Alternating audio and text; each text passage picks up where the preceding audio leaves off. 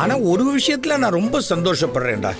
நிஜமாவே என்ன கொன்னுட்டு நீங்க இந்த காரியத்தை பண்ணல.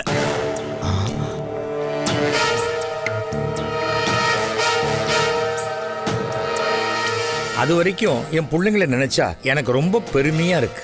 என்ன சம்பந்தி, சரிதானே? போன வாரம் நல்ல நேரம் நாகராஜன் ஜோசியரை பார்த்தேன். அவர் சொன்னார், உங்களுக்கு ஒரு பெரிய கண்டம் இருக்கு, இந்த மாதிரி ஒரு பரிகாரம் பண்ணா அதுலேருந்து நீங்க வெளில வரலாம் அப்படின்னார். எனக்கு பதிலாக நீங்களே எல்லா பணத்தையும் செலவழிச்சு என்னை காப்பாத்துறதுக்காக அந்த பரிகாரத்தை நீங்க பண்ணிட்டீங்க.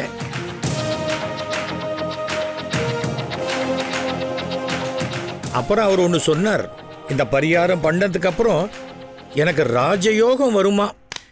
இனிமே ராஜயோகம்தான்.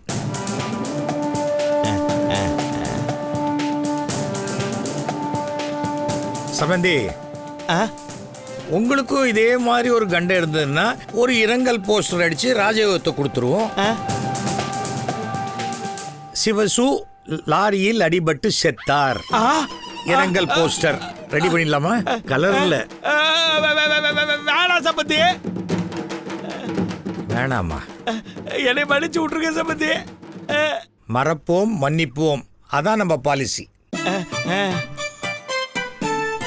நீங்க ஸ்வீட்டை சாப்பிடுங்க. சாப்பிட்டேன் போதும். முக்காவாசி சாப்பிட்டாச்சா? இல்லை, கொஞ்சம் இருக்குது. நிஜமா சொல்றேன்டா, உங்க மேல எனக்கு கோபம் இல்லடா, சின்ன வருத்தம். இப்ப அதுவும் இல்ல, ஏன்னா நீங்க திருந்த போறது இல்ல. அண்ணா நான் கிளம்புறேண்ணா. ம், சார் நானும் கிளம்புறேன். சரி மீனாட்சி. அப்பா,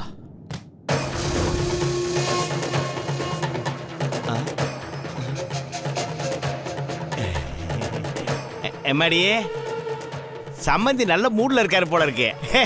அடிக்கவே இல்ல. இதையவே மெயின்டைன் பண்ணுங்க. என்ன, அவர் கோவம் வர மாதிரி எதுவும் நடந்துக்காதீங்க. நான் நினைக்கிறேன் அவர் நம்மளை மன்னிச்சு விட்டாரு. சரி, இதையவே மெயின்டைன் பண்ணிக்கங்க. நான் வீட்டுக்கு போயிட்டு தர்றேன்.